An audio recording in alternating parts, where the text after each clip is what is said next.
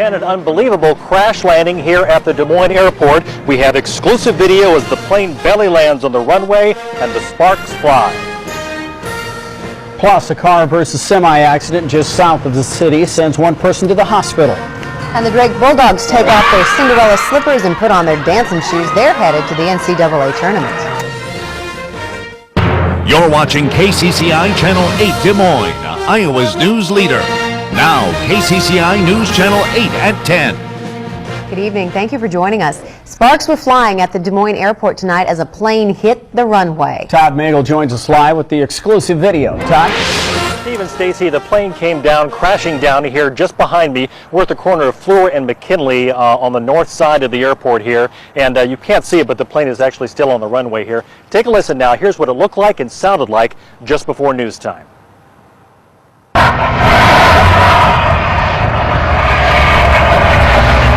Now, a spokesperson for the airport says the single-engine Comanche was having some trouble getting its landing gear down, and after flying by the tower, air traffic control took a look at that stuck landing gear and decided to have the pilot land the plane on its belly. So that's exactly what happened. As you can see, the plane came down very steeply, slammed into the runway, sparks flying, and slowly skidded to a stop. The male pilot and a young male passenger quickly got out of that plane. They are not hurt. That's the good news.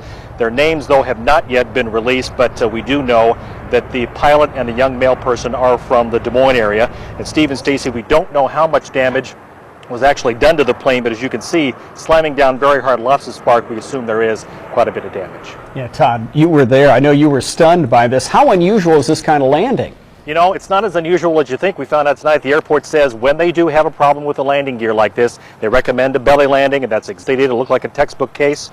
Nobody hurt, but certainly a spectacular show here at the airport. And by the way, the runway is shut down now. Okay, thank goodness for that they're safe. Thank you, Todd.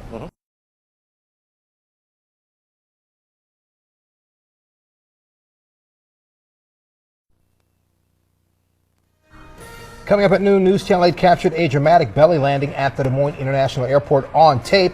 Today, hear from the pilot who safely landed this plane with his young son on board. And an incredible day ahead with high temperatures. Well, they'll set some records out there. I'll have your Super Doppler forecast. Plus, the Iowa legislature takes steps to keep foster children together with their siblings and grandparents. And North Carolina investigators are looking for how a fire spread through a North Carolina nursing home, killing one person and leaving others fighting for their lives. News Channel 8 at noon is next. You're watching KCCI Channel 8 Des Moines, Iowa's news leader. Now, KCCI News Channel 8 at noon. One day after a plane crash lands at the Des Moines International Airport, the pilot describes what happened. We have that exclusive video for you. Good afternoon and thanks for joining us. I'm Caitlin Quinter in for Molly Cooney. Last night, Steve Lawyer and his 3-year-old son were on board that started having problems with the landing gear. We have the exclusive video, and Emily Gibbons is live at the Des Moines International Airport with Mr. Lawyer, who spent the past hour checking out that damage. Emily. Well, you can see the damaged plane behind me here in the hangar at the Des Moines International Airport, and here is Mr. Lawyer and his son Sam. So, Steve, tell me what happened last night. Well, we were flying to where we keep the airplane down in Osceola, and I went to put down the landing gear, and we discovered that they were jamming. We couldn't get our landing gear all the way down, so I had Sam here as my co-pilot and had him get in the back seat, seat belted in, and we came back here to Des Moines where we could do an emergency landing. And you can see the video for the first time. This is the first time you're seeing this video of you landing. Kind of describe what was going on at that point. It was very loud, obviously, and I had opened the door on the airplane in anticipation of doing the gear up landing so that we didn't get the door wedged where we couldn't get out. And so it was windy and loud, and actually with a lot of smoke or dust particles, sort of like what you have after fireworks.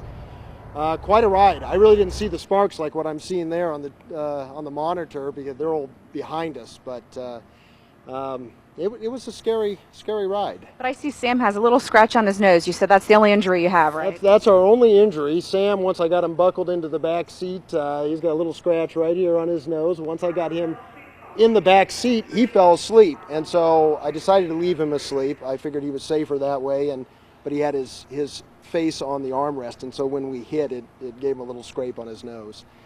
They say we slid about 560 some feet.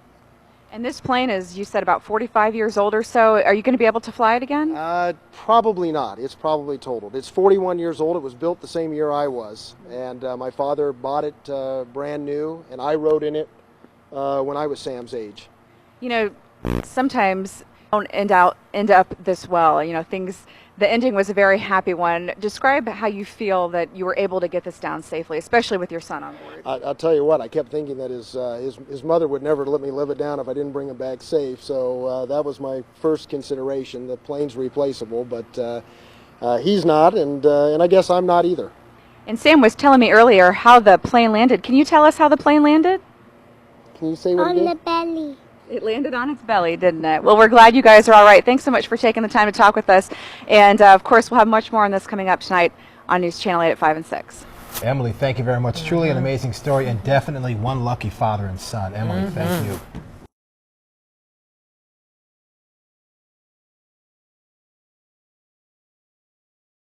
You're watching KCCI Channel 8 Des Moines, Iowa's news leader. Now, KCCI News Channel 8's First News at 5. My 3-year-old was sound asleep in the back and woke him up as we did it. Now at 5, it's video you'll only see on News Channel 8. One pilot talks about what it was like to crash land his plane as his young son was asleep in the back seat. Plus, the Drake and Iowa State women are headed to the NCAA tournament, but see why it could turn out to be a hoop headache for some fans. And an amazing whale attack caught on tape. See how fishermen really trying to help the animal before it went berserk. But we begin with exclusive video of that crash landing last night at the Des Moines airport. News Channel 8's Emily Gibbons talked with the pilot and his young passenger today as they checked out the damage. Emily. Landing gear that wouldn't go down is what caused the problem in the first place. It was up to Steve Lawyer to fix it, all the while taking care of his 3-year-old son.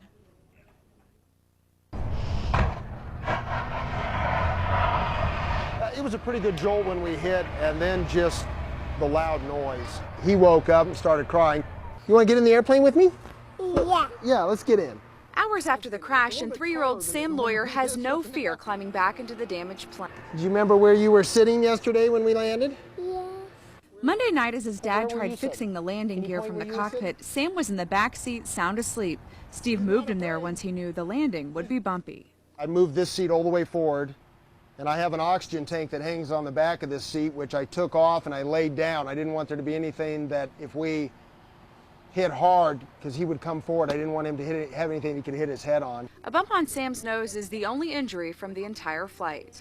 Sam was sound asleep and he had his head on this armrest. That's what got him right there.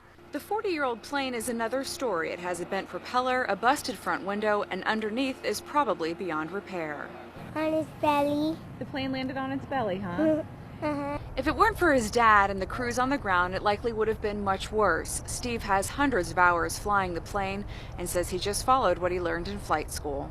I opened the door in flight, and just before we touched down, I shut off the engine, off the gas to the engine, and shut off all the electrical.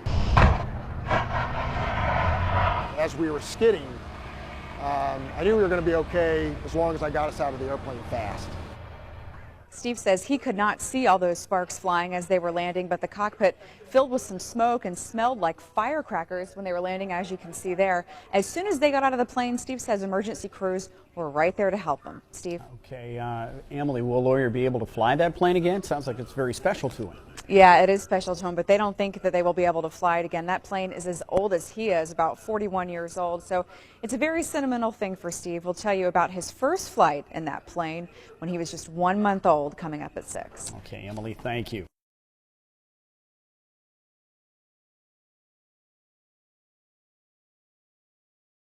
Now, KCCI News Channel 8 at 6. I just let it fly itself while I got him situated. New at 6, video of a crash landing you'll only see on News Channel 8. Tonight, hear about the heirloom airplane and how he got it down safely. 911. I would like to report, I think, what appears to be a drunk driver.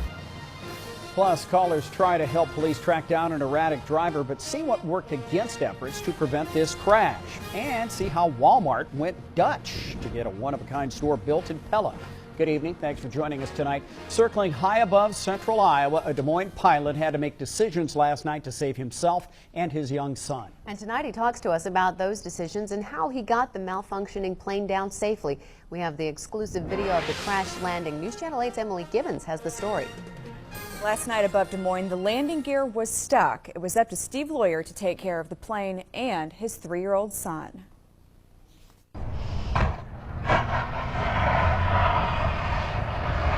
It brings home what was going on. You know, inside the airplane while it was happening, I didn't see the sparks. They were apparently, behind me.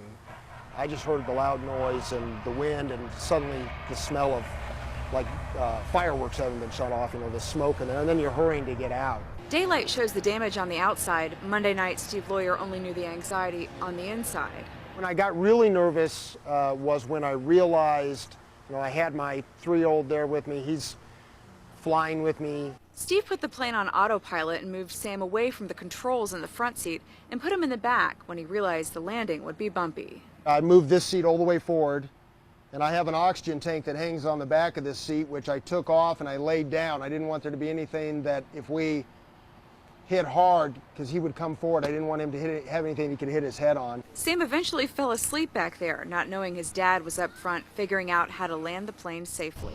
I opened the door in flight, and just before we touched down, I shut off the engine, shut off the gas to the engine, and shut off all the... As we were skidding, I knew we were going to be okay as long as I got us out of the airplane fast. I just pushed the door open and unbuckled him, and we got out and got clear of the airplane because we still had at least 20 or 30 gallons of gas on board, and you've got a concern about fire. The only injury was a scratch on Sam's nose. Sam was sound asleep, and he had his head on this armrest. That's what got him right there. The 41-year-old plane is a different story. Fortunately, the only thing that got hurt was my other baby right here. Most of the damage is obviously underneath the plane, and they say because of that, it probably won't ever fly again. It was made the same year that I was made. Steve's first flight on the small plane was when he was just a baby. He and his family flew to southeastern Iowa so he could be baptized in the family church. So I grew up in this airplane. I grew up as a 3-year-old standing in the co-pilot seat, holding the controls just like my now 10-year-old has done and my 3-year-old was doing yesterday. It's a family member, and I'm sort of sad that it's suffered this injury, but but it took care of us. It took care of us. It really did, and that makes me a little sentimental. And Steve inherited the plane from his father, and he has logged hundreds of hours flying the plane. He says that knowledge of the plane helped him bring it down along with the emergency crews out at the airport. Well, did they ever figure out what caused the malfunction? Well, right now what they think is that one of the controls that tells the landing gear to go down was just simply stuck. They couldn't budge it. Okay, and Emily, Steve Lawyer's a lawyer. What kind of cases does he do? A lot of times, actually, he brings lawsuits maybe against, plane manufacturers when people are involved in a plane crash. So. Okay, Emily, thank you. Good story.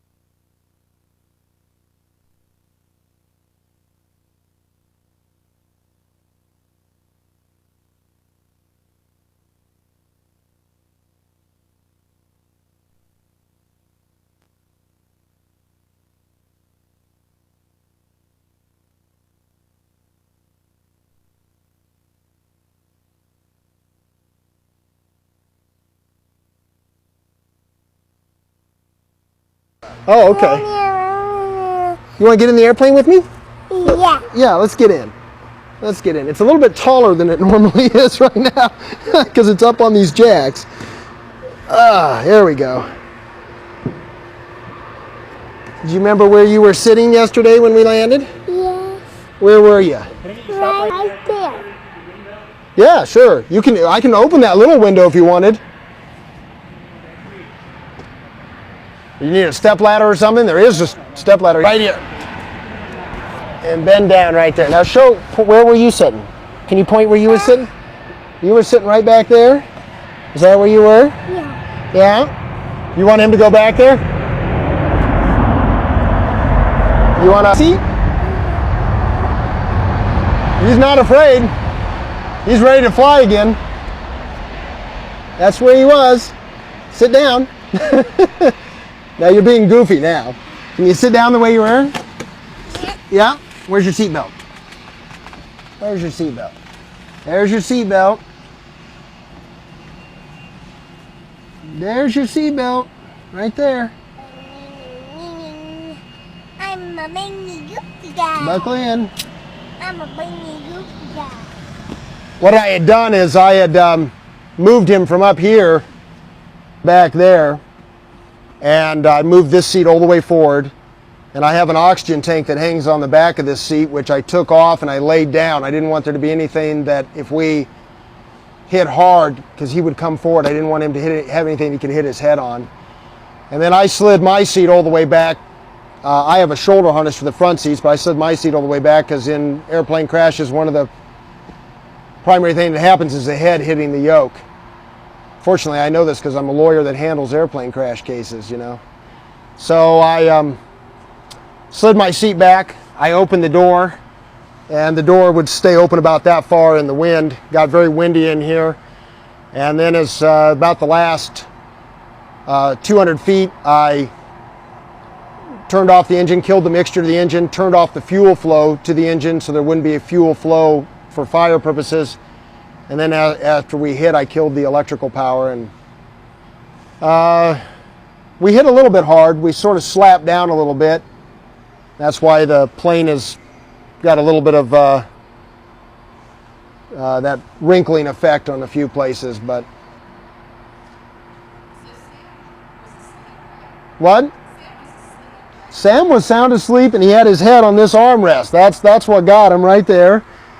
And as soon as we slid to, well, probably even before we were done sliding to a stop, I unbuckled my seatbelt. He woke up and started crying because it startled him, and probably also from getting the bang on his face.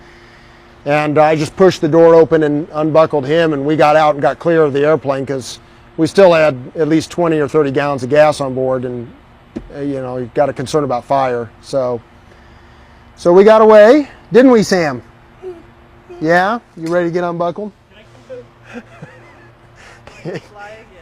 Yeah. You know what, John? Before Sam gets out, will you take a picture? Sure. John Lau was saying somebody, because they're such a collector's item, somebody might buy it from the insurance company and try to restore it. It can be restored.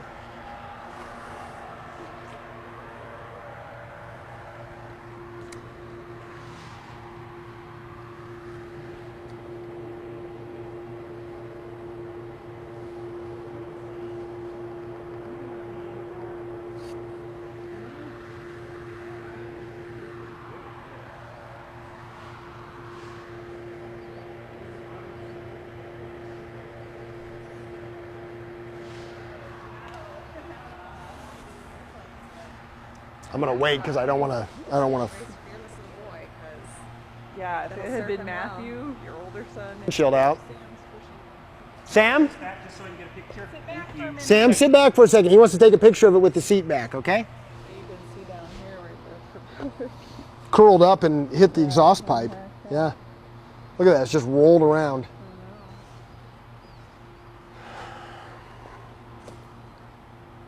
Because we've talked about it for a long time, about John coming down sometime and flying our skydivers down at Winterset, and then me taking them on a tandem jump. I'm a tandem instructor. Oh, that'd be cool. Yeah. Do you skydive?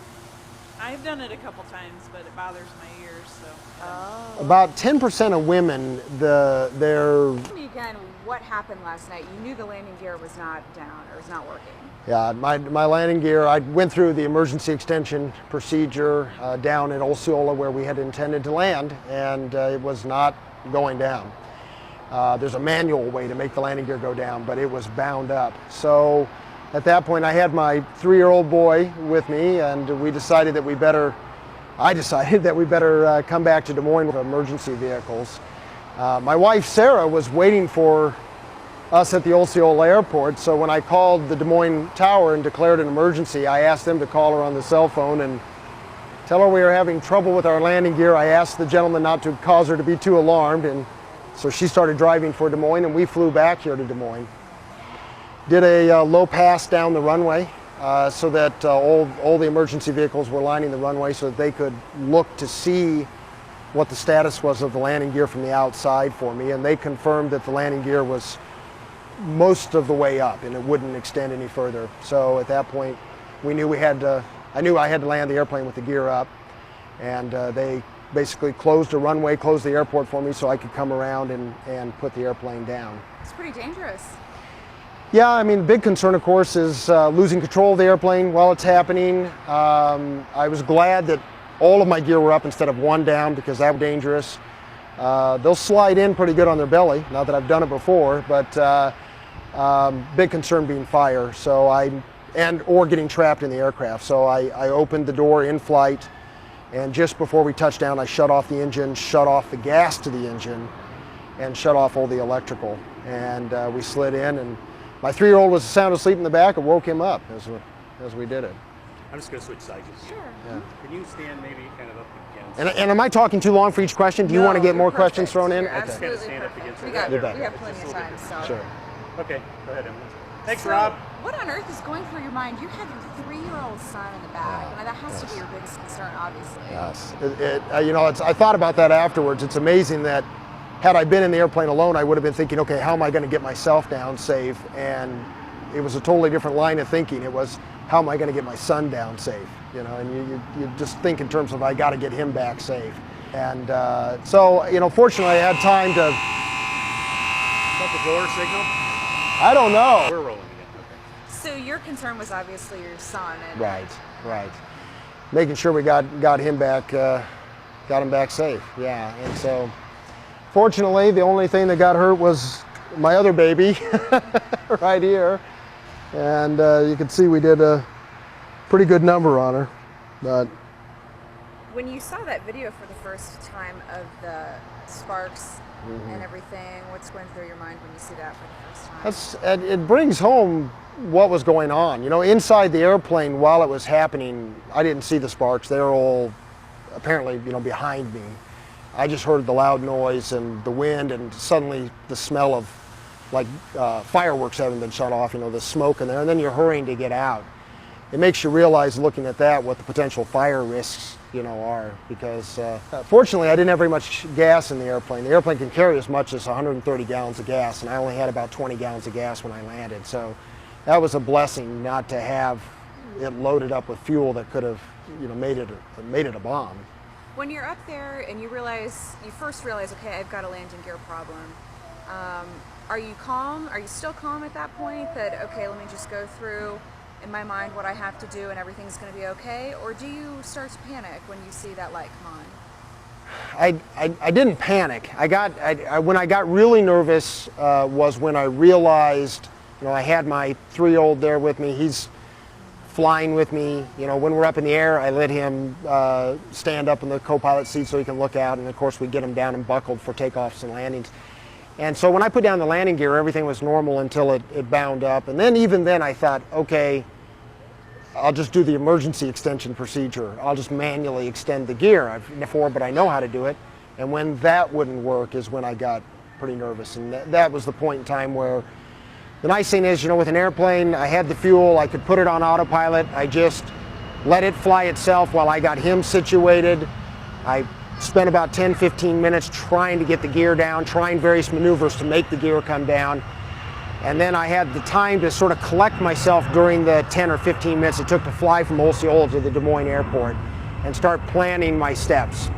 And it's sort of like going back to your schooling. You got to think through, okay, what did I learn that I need to do, and sort of plan it out in your head how you're going to do it. I have to say, the folks here at the Des Moines Airport, the tower, was fantastic, and the ground personnel were fantastic. The tower people, as soon as I told them what were going on, they gave me top priority. They got other air traffic out of the way. They gave me the pick of the runway that I wanted. They got all the ground people out there, and they looked at my gear for me, and they were to the airplane within seconds after we had come to a stop. It was amazing. What did it feel like to land and then skid? Well, the biggest thing is you get this unsettling experience when you sink lower than what you're used to. I mean, you're used to the airplane sitting a certain height above the ground, and you realize that you're settling below that. I knew it was coming, but it was still unsettling. And it was a pretty good jolt when we hit, and then just the loud noise. You know, quite frankly, as soon as the jolt of the actual touchdown was over, I knew we were going to be okay. The biggest worry for me with a night landing like that is if I had misjudged and flared too high or something, we had landed really hard. My fear was I'm going to break my back, I'm going to be incapacitated, I'm not going to be able to get my son out of the airplane or something like that. So as soon as that jolt happened, and I knew that I was okay, I didn't feel that I'd injured my back or something as we were skidding, I knew we were going to be okay as long as I got us out of the airplane fast. Tell me, I guess briefly, about the history of this airplane.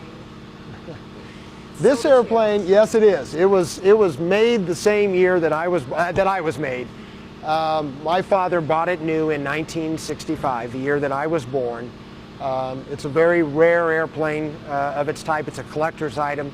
And the very first time I flew in it, I was 1 month old when my father and mother and brother flew with me down to southeastern Iowa, where my mother's from, to be baptized at our family church down there. And so I grew up in this airplane. I grew up as a 3-year-old standing in the co-pilot seat, holding the controls just like my now 10-year-old has done and my 3-year-old was doing yesterday. So it's a very important airplane. It's a family member, and I'm sort of sad that it suffered this injury. But you know, but it took care of us. It took care of us. It really did, and that makes me a little sentimental. Kind of walk with me through some of the damage, if you don't mind. You bet. Obviously the propeller. Yeah, and as you can imagine, it takes quite a bit of force to, that's pretty solid metal. It's quite a bit of force to bend that like that, and you can see the propeller was still, even though I'd shut off the engine, it was still turning a little bit, so you've got varying degrees. This one, of course, curled all the way up in the engine. The worst damage is underneath the belly. That's where the airplane slid in. There was also, because of the force of the impact, it did do some frame damage. You can see these creases here that don't belong here. That tells you that there's been some actual torquing or bending of the airplane, and that's probably what means that it would be very, very difficult to repair. They can put new skin on an airplane, but when you have actual bending of the frame members in the airplane, then it becomes very difficult. So, and it popped the windshield out, you can see. Oh, yeah.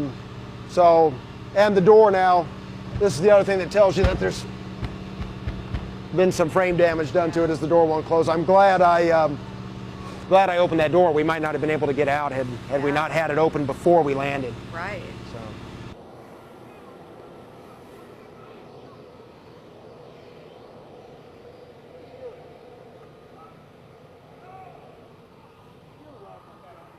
No, I think we'll do this, if that's all right. Sammy, can you talk to Oh, Emily at that without age, being he's silly? got to be silly. Okay. Sam, tell me about last night. Tell me, how did the plane land again? On his belly. The plane landed on its belly, huh? Uh-huh. Do you remember what it was like when that happened? What did you see? What did you see out the window? Did you see the fire truck? Yeah. What else did you see? Did your dad take care of you? Uh-huh. Uh-huh. All right. Well, good I have job. movies of me Okay, doing hold this on. very same thing. Good at that job. age. Let me try one thing. Okay. Sam, can you not do funny faces and tell Emily about it? Were you scared? Can you tell her were you scared at all? Come on, don't stick out your tongue. Put your tongue in. Talk to Emily. Tell her what you saw. What was it like last night, being in the plane? Do you remember what it was like? Sam, don't do that. You remember what it was like being in the airplane, Sam? Yeah. What was it like? Was it scary? Huh? Yeah? All right. Well, you did a good job. Can you show me? I'm going to move over here a little bit. Can you show me where you got your little bump at? Yeah, show me Sam, what happened. Show where you got the bump. What happened to your nose, Sam? Sam, tell Emily what happened to your nose. What happened right there? Well, you're just going to be goofy, aren't you? That's all right. All right, well, we tried. That's all right. That's okay. Come on. Ready? If you want to put the wireless on, Yeah. I will move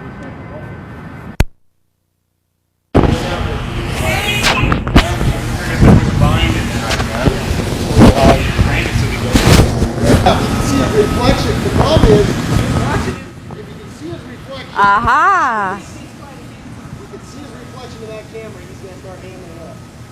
Well, I think you did a good job. Okay, well, I'll put some stuff up with tape on there and I'll send it to you. You will, at some point, see what a Yeah. I've blown that kind before. That's got to be done about it. I've blown one just like that. Quite a bit, actually.